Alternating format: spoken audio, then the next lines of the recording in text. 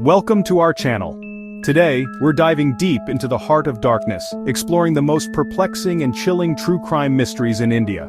These aren't just stories, they're open wounds on the national psyche, each one a tangled web of unanswered questions, whispers of conspiracy, and the lingering scent of injustice. From the hushed hallways of power to the bustling streets of our cities, these cases have gripped our collective imagination, sparking debates and demanding answers. They remind us that beneath the veneer of normalcy lies a darkness, a potential for chaos that can shatter lives and leave behind a trail of unanswered questions. Join me as we revisit the crime scenes, examine the evidence, and try to piece together the puzzle.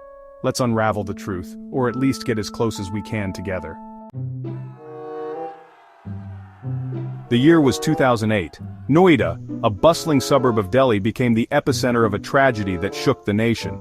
14-year-old Arushi Talwar was found murdered in her own home, her throat brutally slit.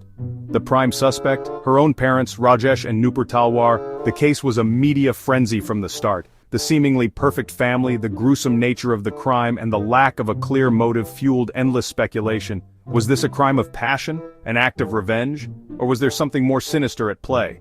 The investigation itself became mired in controversy. Accusations of evidence tampering, conflicting witness testimonies, and a botched forensic investigation only deepened the mystery. The Talwars, maintaining their innocence, were convicted in 2013, but their conviction was overturned in 2017, leaving the case as perplexing as ever. The Arushi Talwar murder case isn't just about a family torn apart by tragedy, it's about the fragility of truth, the fallibility of our justice system, and the enduring power of doubt. Even today, the question lingers. If the parents didn't kill Arushi, then who did? This case, much like the others we'll explore, serves as a stark reminder of the darkness that can lurk even in the most unexpected places. It compels us to confront uncomfortable truths about our society, our prejudices, and the often elusive nature of justice. Was it a crime of passion, an act of revenge, or was there something more sinister at play? The questions remain, etched in the annals of India's most baffling unsolved mysteries. Just 2 years before Arushi's tragic end, Noida was grappling with another horror, one that exposed the dark underbelly of this seemingly ordinary suburb. The Nithari killings, a series of brutal murders that took place between 2006 and 2007, sent shockwaves through the nation and left an indelible mark on the public psyche. The skeletal remains of children, mostly young girls from the slums surrounding the affluent neighborhood of Sector 31, were discovered in a drain adjacent to a house owned by Maninder Singh Pandar. The sheer brutality of the crimes, coupled with the vulnerability of the victims, sparked outrage and fear in equal measure. The investigation revealed a chilling narrative of abduction, abuse, and murder, implicating Pandar and his domestic help, Surinder Kohli. While Kohli confessed to several murders, the extent of Pandar's involvement remains a subject of debate. The Nithari killings weren't just about the monstrous acts of two individuals, they exposed the deep-rooted societal issues of poverty, casteism, and police apathy that allowed such horrors to occur.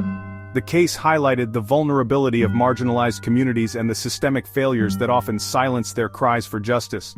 The trial and subsequent convictions brought some closure, but the scars of Nithari run deep. The case serves as a grim reminder of the darkness that can fester in the shadows, preying on the most vulnerable members of our society. The Nithari killings weren't just a crime, they were a societal failure.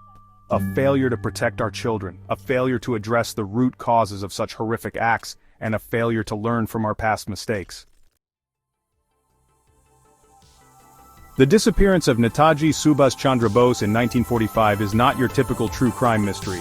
It's a historical enigma shrouded in political intrigue, international conspiracies, and enduring hope. Netaji, a prominent figure in India's freedom struggle, was last officially reported to have died in a plane crash in Taiwan.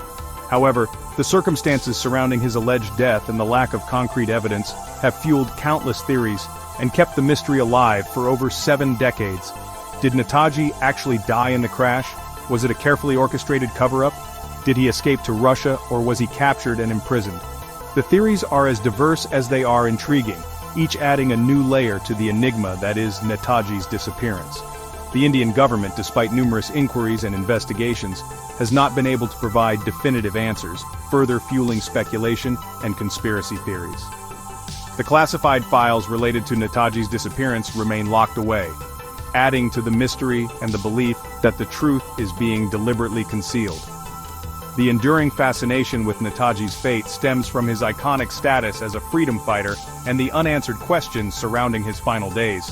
The mystery serves as a constant reminder of the complexities of history, the power of belief, and the enduring human need for closure.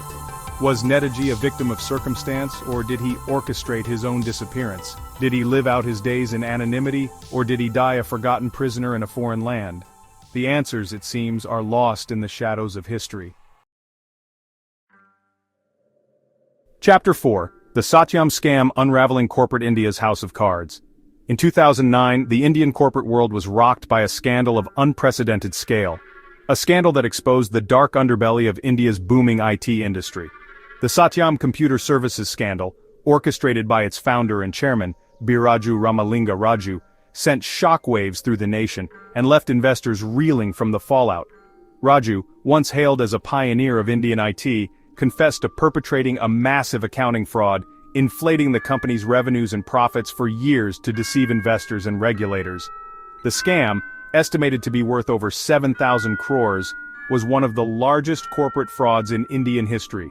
The Satyam saga wasn't just about one man's greed, it exposed the systemic weaknesses in corporate governance, auditing practices, and regulatory oversight that allowed such a massive fraud to go undetected for years. The scandal shook investor confidence, tarnished India's image as an emerging economic power, and raised serious questions about corporate ethics and accountability. The case highlighted the dangers of unchecked ambition, the allure of easy money, and the devastating consequences of corporate malfeasance. It served as a wake-up call for India Inc., prompting a much-needed overhaul of corporate governance norms and regulatory frameworks. The Satyam scam is a stark reminder that even in the gleaming towers of corporate India, darkness can lurk, and the pursuit of profit can corrupt even the most brilliant minds.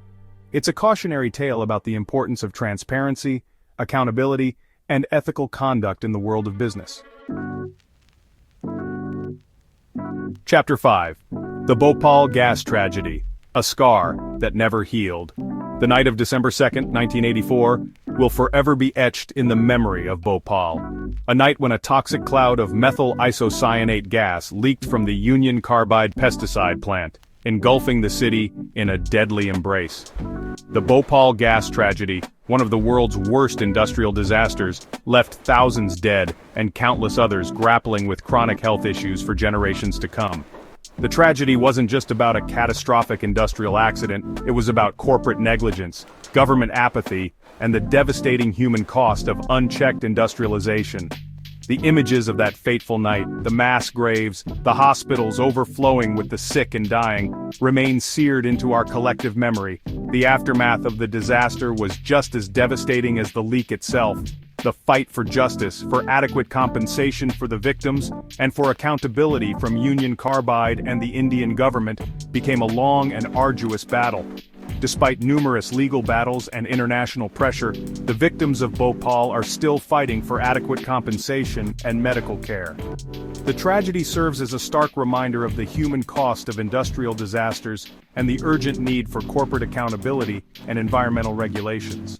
The Bhopal gas tragedy is a scar that refuses to heal, a constant reminder of the devastating consequences of unchecked greed and the human cost of environmental negligence. It's a story that needs to be told and retold, so we never forget the lessons learned and continue to fight for justice for the victims. Chapter 6: The Silent Poisoning of Kodaikanal, a Legacy of Mercury and Neglect. Nestled amidst the picturesque hills of Tamil Nadu, Kodaikanal, a popular tourist destination, hides a dark secret. The Kodaikanal mercury poisoning case, which came to light in 2001, exposed a shocking tale of corporate negligence, environmental damage, and the devastating impact on human health. At the heart of the scandal was a thermometer factory owned by Hindustan Unilever, a subsidiary of the multinational giant Unilever. The factory for years had been dumping toxic mercury waste in the heart of this ecologically sensitive region, contaminating the soil, water, and air. The consequences were devastating. Workers at the factory exposed to high levels of mercury began experiencing severe health problems. including neurological disorders, kidney failure, and birth defects in their children. The surrounding environment, too, bore the brunt of the pollution, with mercury traces found in the soil, water bodies, and even in the food chain. The case sparked outrage and protests, leading to the closure of the factory and a long drawn-out legal battle for justice and compensation for the affected workers and residents. The Kodaikanal mercury poisoning case highlighted the dangers of unchecked industrial activity, the lack of accountability of multinational corporations, and the urgent need for stricter environmental regulations.